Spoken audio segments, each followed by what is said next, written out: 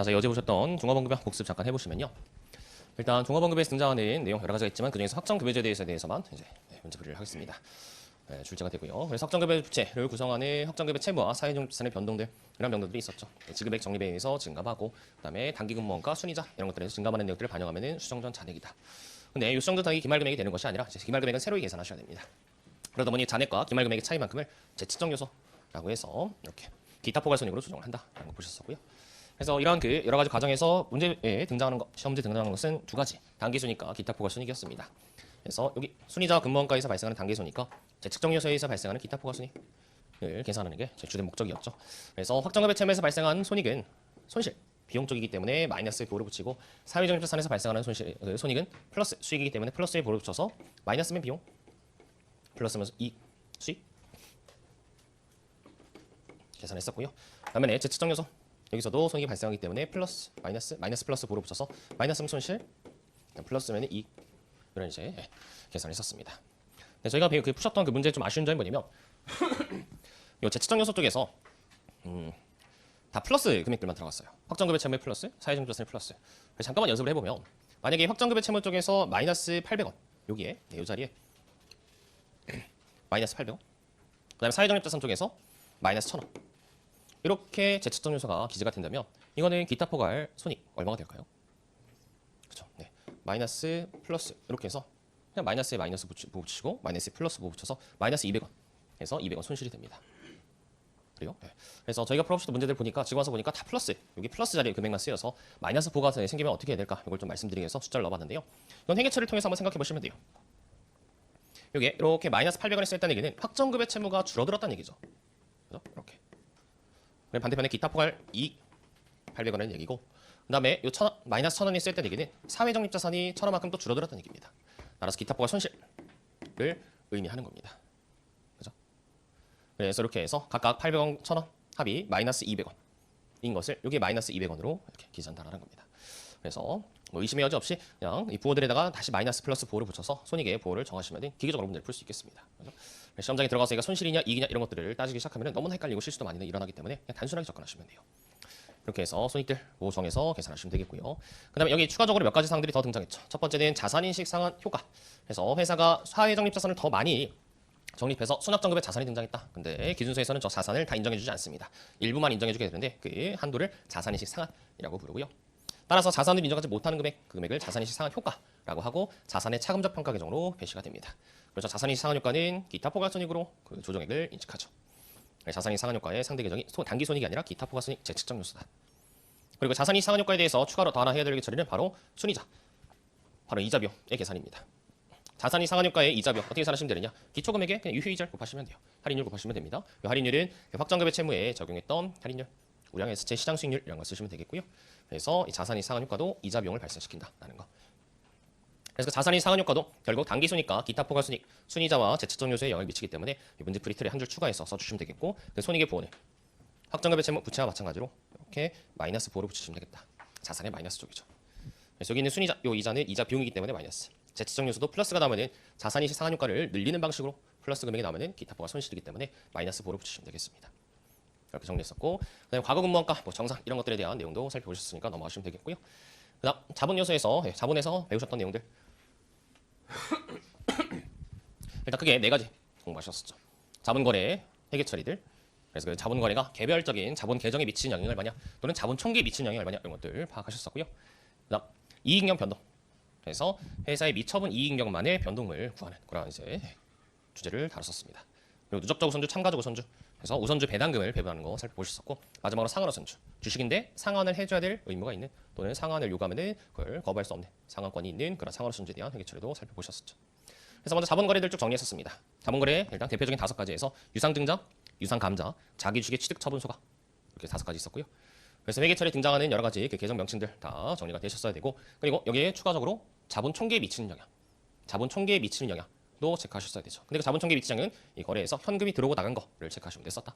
그게 어렵지 않은 내용이었습니다. 그다음에 뭐 청약 발행, 현물 출자 이런 내용이 있긴 하지만 그런 것들은 일단 패스하고요. 그다음에 배우셨던 게 바로 요 이익여금 관련된 내용이었습니다. 회사가 1년 동안 열심히 돈을 벌면, 즉 손익을 발생시키면 그 손익은 결국에는 주주의 몫인 자본의 변동이기 때문에 자본으로 마감이 된다.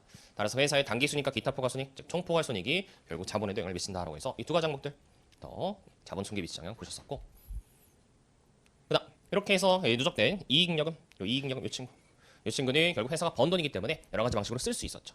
사용할 수 있었습니다. 그래서 그 이익여금 사용하는 것을 처분한다라고 표현을 했었고, 그 처분은 주총에서 결의를 해서 처분합니다. 그래서 그 주총에서 결의하게 되는 주총에서 결의하게 되는 방법이 세 가지가 있었죠. 배당, 적립, 소각. 그래서 이렇게 세 가지. 그래서 주주에게 배당 줄 수도 있고요. 법정 적립금, 임의 적립금 적립할 수도 있고요. 그다음에 이런 자본거래 손실들을 소각할 수도 있습니다. 세 가지 방식에 따라서 이 이익잉여금이 변동한다. 그리고 이렇게 해서 여러 가지 방식으로 이익잉여금을 사용, 처분하고 나서 남은 이익잉여금을 미처분 이익잉여금이라고 했었죠. 미처분 이익잉여금. 그래서 결국 회사의 이익잉여금은 두 가지로 구성이 됩니다. 미처분 이익여금, 남은 이익여금과 적립금. 그죠? 적립금, 저축의 성과 두 개 합해서 그 두 가지가 회사의 이익여금이 된다. 그래서 그 이익여금 변동, 이익여금 변동에 대해서 정리했었는데요. 크게 두 가지 사건을 살펴보시면 됩니다. 주총과 기말 결산. 주총에서는 이렇게 이입, 처분 안에 적립과 배당과 소각까지 해서 총 4가지 사건이 발생할 수 있고요. 그래서 이 주총에서 변동하는 이익여금을 반영한 후에 잔액을 2월 이익여금이라고 불렀었고, 그리고 나서 기말 결산할 때 이익여금이 3가지 원인에서 변동합니다. 단기순이익, 중간배당, 재평가금 대체. 그리고 나서 이 결산한 다음에 재무상태표에 표시가 되는 이익여금, 그 녀석들은 그냥 미처분 이익여금과 적립금이라는 명칭을 그대로 씁니다. 그래서 계속 반복해서 주총 결산 진행이 된다고 보시면 되겠죠. 저희 시험 문제 나오는 내용 중에 하나가 뭐냐? 바로 기초부터 기말까지의 이익여금 변동을 물어보는 게 아니라 전년도 주총이 끝나고 나서 여기서부터 그 다음 연도 주총이 끝난 다음까지의 이익여금, 2월 이익여금의 변동을 물어보는 경우도 있었죠. 그래서 이 명칭을 알아두셔야 되는 게 바로 주총이 끝나고 나서의 요 2월 이익여금, 그리고 다음 연도에 열리는 주총이 끝나고 나서의 요 2월 이익여금을 이익여금 처분 계산서라는 표 안에 전기 2월 미처분 이익여금, 차기 2월 미처분 이익여금이라고 부른다. 그래서 1월 1일부터 12월 30일까지의 변동을 물어볼 수도 있지만 보통 요 주총 끝나고 나서의 이익여금부터 전기 2월 이익여금부터 차기 2월 이익여금까지 변동을 물어보는 그런 문제도 종종 등장합니다. 오히려 노란색 쪽이 훨씬 더 많이 시험 문제 난다고 보시면 돼요. 근데 어떠한 걸 물어본다고 하더라도 언제나 반드시 시작 지점과 끝 지점을 잘 정리해 두시고, 그리고 나서 그 변동 금액들을 파악해서 기재하는 게 중요합니다. 내가 시작점이 어딘지부터 파악을 하셔야 돼요. 그래서 잘못해서 여기서 시작하는 것을 잘못 생각해서 저기서 시작한다거나, 또는 저기서 시작해야 되는 것을 여기서 시작한다거나, 이런 식으로 그 시점을 혼동하시면 금액을 실수할 수가 있습니다. 자, 그래서 이익여금 변동에 따라서 어떠한 금액들 계산하는 거 연습해 보셨고요. 그다음 배당금, 회계 처리 이런 것들 한번 보시면 되겠고, 그다음에 산식으로도 이렇게 한번 정리해봤습니다. 그다음 배당. 자, 일반적인 우선주 배당금은 최소 배당금만 우선적으로 주면 됩니다. 그래서 우선주에 대해서 배당금 안 주기로 했다, 보통주에 대해서 배당금 안 주기로 했다, 그럼 배당금 안 주면 돼요. 근데 일반적인 우선주는 그렇지만 누적적인 우선주라고 하거나 또는 참가적인 우선주 같은 경우는 좀 그 배당금에 대한 지급이 달라지죠. 먼저 누적적 우선주는 만약에 배당금을 안 줬다고 한다면 다음 연도 언제라도 미래에 보통주에 대해서 배당금을 줄 때 누적적 우선주에 대해서 챙겨주지 못했던 배당금을 먼저 챙겨줘야 됩니다. 먼저 주고 그리고 나서 단기분 보통주 배당금을 줄 수가 있어요. 그래서 그 누적적 우선주에 대해서 배당금을 못 준 금액이 있다. 예를 들어서 X1년, X2년, X3년 못 주다가 X3년, X4년도 주총에서 열린 배당금을 이렇게 결의하려고 한다. 그러면은 X1년, 2년에 못 준 배당금을 먼저 지급해야 됩니다. 다만 X3년도의 배당금은 X4년도에 열리는 주총에서 지급하는 것이기 때문에 미리 챙겨줄 필요는 없어요. 그래서 X3년도 분에 대한 배당금은 여기서 이제 잘 계산해 줄 것이기 때문에 먼저 챙겨줘야 되는 배당금은 X1년과 X2년의 배당금이다. 그래서 기간 잘 체크하셔야 된다 말씀을 드렸죠. 그다음 그렇게 누적적 우선주에 대해서 배당금 먼저 챙겨주고, 근데 그 우선주가 참가적 우선주다라고 한다면 그 참가적 우선주에 대해서 배당금을 배분, 자본금에 비례해서 배분, 안분하셔야 됩니다. 그래서 전체 배당 제한이 있다고 한다면 그 녀석을 자본금의 비율대로 안분하는 작업을 했었죠. 그럼 뭐 크게 어렵지 않게 비례적으로 계산하면 됐었습니다. 자, 근데 맨 마지막에 이제 등장했던 좀 특이한 내용. 이게 뭐냐면 보통주의 배당률이 제시가 된 경우입니다. 그래서 어제도 거기서 말씀드렸지만 그 231번 문제와 232번 문제 이 두 개의 차이점 딱 하나입니다. 뭐냐? 보통주 최소 배당률이 주어져 있느냐 아니냐. 보통주 최소 배당률이 없으면은 그냥 방금 전에 보신 것처럼 단기분 배당금 전체를 완전 참가, 부분 참가, 그냥 단기분 배당금 전체를 한 번에 나누시면 돼요. 근데 보통주에 대해서 최소 배당률이 주어진다, 보통주에 대한 배당률이 기재가 돼 있다 한다면 일단 전기분 누적적 우선주의 배당금 챙겨주고, 그리고 단기분 최소 배당금을 먼저 또 챙겨줍니다. 참가하기 전에 단기분 최소 배당금을 보통주에 대해서, 우선주에 대해서 또 끄집어서 줘야 돼요. 그리고 나서 남은 배당금으로 완전 참가를 한다라고 계산했었죠. 그래서 그림 기억나시죠? 그래서 보통주에 대한 배당률이 주어져 있느냐 아니냐에 따라서 이 계산 과정이 조금 달라집니다. 이렇게 해서 배당금 잘 나누셨고요. 그다음 상환호 손주. 네, 상환호 손주. 주식은 원래 발행하고 나면은 이 주주로부터 주식을 다시 되사줄 필요가 없습니다. 상환해줄 필요가 없어요. 돈을 빌린 것이 아니기 때문에 돈을 다시 되돌려줄 필요가 없는데, 근데 특정한 조건을 걸어서 이 주식을 다시 돈으로 되사줘야 되는 조건이 달려있는 우선주를 상환호 손주라고 합니다.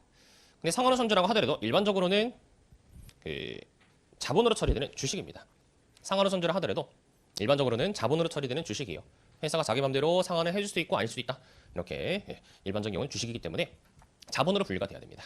근데 특이하게 이 발행자가 반드시 상환을 해줘야 되거나 또는 이 보유자, 이 투자자, 주주가 상환해주세요, 돈으로 갚아주세요 라고 요구했을 때 그걸 거부하지 못한다. 즉 보유자가 상환을 청구할 수 있는 권리가 가지고 있다 한다면, 그럼 저 기업 입장에서는 이 상환을 막을 수가 없습니다. 돈 안 갚을래? 막을 수가 없어요. 그럼 이런 경우에는 형태는 주식이긴 하지만 돈을 갚아야 될 의무가 있다고 봐서 금융부채로 처리를 하게 되죠. 그래서 상환호 손주가 뭘로 분류가 되는지 이것부터 판단하셔야 됩니다. 그래서 금융부채로 분류되는 경우 이거 체크하셔야 되고, 자본으로 분류되는 경우와 구분해서 생각하셔야겠죠. 그래서 만약 이 경우 중에 하나에 해당해서 금융부채로 분류가 된다. 그러면은 이 상환호 손주가 누적적이냐 비누적적이냐 체크하셔야 됩니다.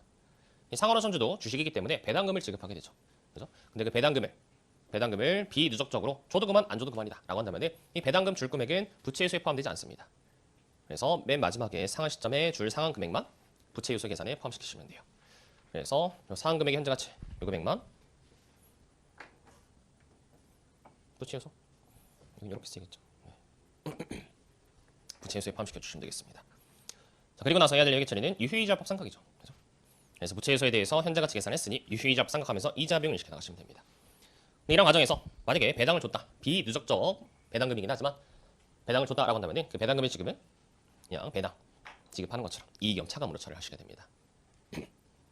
그래서 유효이자 합산각 따로, 배당금 지급 따로 하시면서 만기에는 이 상환 금액을 상환하시면 되겠죠. 간단한 내용이고요. 그래서 이런 회계 처리에서 저희가 이제 체크해야 될 게 두 가지입니다. 단기 손익이 미지정형, 자본 총계 미지정형인데 단기 손익은 요 이자 비용 하나고요. 자본 총계 미지정형은 요 두 개. 이자 비용과 이익 요금. 그래서 두 개라 생각하시면 되겠습니다. 그다음 만약에 이 우선주가 상환호 손주가 누적적 상환호 손주다. 그러면은 이 상환 금액뿐만 아니라 지급해야 될 배당 금액도 모두 다 부채 요소에 포함됩니다. 갚아야 될 금액 부채 요소에 포함돼요. 따라서 회사는 저 미래에 갚아야 될 금액 전부를 다 현재 가치를 할인해서 부채 요소에 발행 금액으로 넣으셔야 됩니다. 그래서 또 역시 마찬가지로 유효이자 합산각을 하셔야 되는데 그때 유효이자 합산각하실 때 이자 비용 인식하실 때 요 배당금 지급하는 금액은 더 이상 배당의 지급이 아니라 효시이자의 지급처럼, 그죠? 효시이자의 지급처럼 이자 비용 계산에 포함을 시킵니다. 그래서 마치 사채처럼 유효이자 합산각하고 효시이자 갚고 액면금액 갚으시면 되겠다. 상금액 갚으시면 되겠다. 이게 바로 상환호 손주였고요. 자, 이렇게 해서 자본 파트의 내용들 4가지 각 요소에 맞게 그 문제 파악하셔서 어떤 문제 프리트를 써야 되는지 잘 정리하시면 되겠고요. 네, 그래서 그 정리된 내용이 교재 기출 솔루션 제 276페이지에 잘 나와 있습니다. 나중에 보시면 되겠고요. 자, 바로 금융자산. 어제는 금융자산의 정의 분류하느라고 시간을 많이 좀 소비했죠. 그래 또 진도가 밀렸어요. 어저께 왜 이렇게 열심히 설명했는지. 자, 그래서 금융자산 분류부터 시작해서 이런 친구들을 다루게 될 텐데, 어제 보셨던 내용은 요 금융상품들 발행자 입장에서는 사채를 발행하고 그리고 주식을 발행하는 회계처리를 각각의 금융부채 단원과 자본 파트에서 배우셨습니다. 근데 이제 반대편에 있는 투자자 입장에서 회계처리를 보는 것이죠. 사채를 돈 주고 산 사람, 주식을 돈 주고 산 사람. 그래서 사람들이 이 금융자산, 산 사람, 금융자산을 어떻게 회계처리할 것이냐. 그래서 그 금융자산의 정의에 대해서 먼저 보셨는데요. 금융자산의 정의는 3가지입니다. 현금, 지분상품, 채무상품. 즉 현금과 다른 사람이 발행한 주식과 다른 사람이 발행한 사채. 이렇게 3가지라 생각하시면 돼요. 그죠? 근데 이런 금융상품의 정의를 내릴 때 이 현금의 정의, 지분상품의 정의, 이거는 뭐 크게 정의 내릴 게 없습니다. 그냥 다른 사람이 발행한 주식, 자산이고요. 그냥 내가 가지고 있는 현금, 자산입니다. 근데 이 채무상품의 정의는 발행자 입장에서의 금융부채의 정의와 맞물려서 굉장히 까다롭게 정의를 내리고 있죠. 그래서 내가 가지고 있는 것이 사채냐 주식이냐 구분하기 위해서 이 사채 쪽의 정의를 가져와서 이 채무상품의 정의를 까다롭게 내리고 있었습니다. 그래서 어저께 보셨던 그 4가지 케이스 기억나시죠? 4가지 케이스. 그래서 이 부채 쪽에서 4가지 케이스. 첫 번째는 이 발행자가 계약상 의무를 지니고 있다.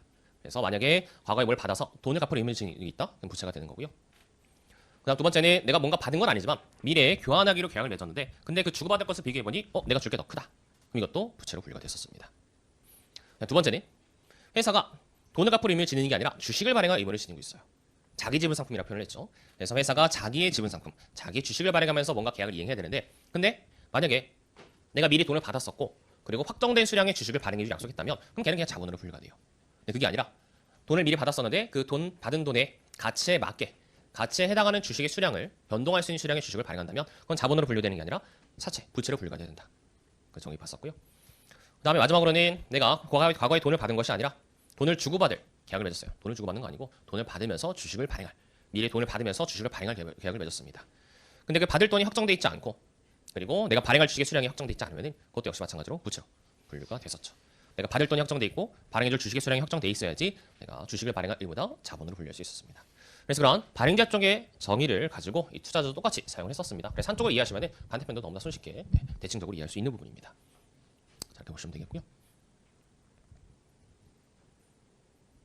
자, 정의 내렸고 그 다음에 또 하셨던 일은 자, 이래 이제 이 투자자 입장에서 채무상품, 지분상품이라는 정의, 자 금융자산의 정의를 내렸기 때문에 이제 취득한 이 금융자산을 어떤 항목으로 분류하느냐 그 분류 기준들 보셨었죠. 중간에 여러 가지 그 분류 기준들이 있었지만 결국에는 이렇게 5가지로 분류가 된다라는 거 결론 내렸었습니다. 그래서 이제 앞으로 배우실 내용은 이렇게 5가지 금융자산들의 회계 처리를 각각 배우시면 돼요. 그래서 이제 그게 오늘 하실 내용입니다. 근데 다행인 것은 이 5가지 항목들 원래는 다 다른 금융산의 분류이기 때문에 다 각각 회계 처리를 따로따로 배우셔야 돼요. 그죠? 저희 예를 들어서 재고산에 대한 회계 처리 따로 배웠고 그다음에 유형산에 대한 회계 처리 따로 배웠죠. 그죠? 각각의 자산들에 대한 회계 처리 따로따로 배웠습니다. 분류가 달라지면 회계 처리가 달라져요. 근데 다행인 것은 이 금융자산들의 취득 시점 회계 처리, 처음 취득했을 때 회계 처리가 공통적이에요. 똑같습니다. 그러다 보니 일단 그 녀석은 저희 5절에서 같이 배우시게 될 거예요. 4절이군요. 죄송합니다.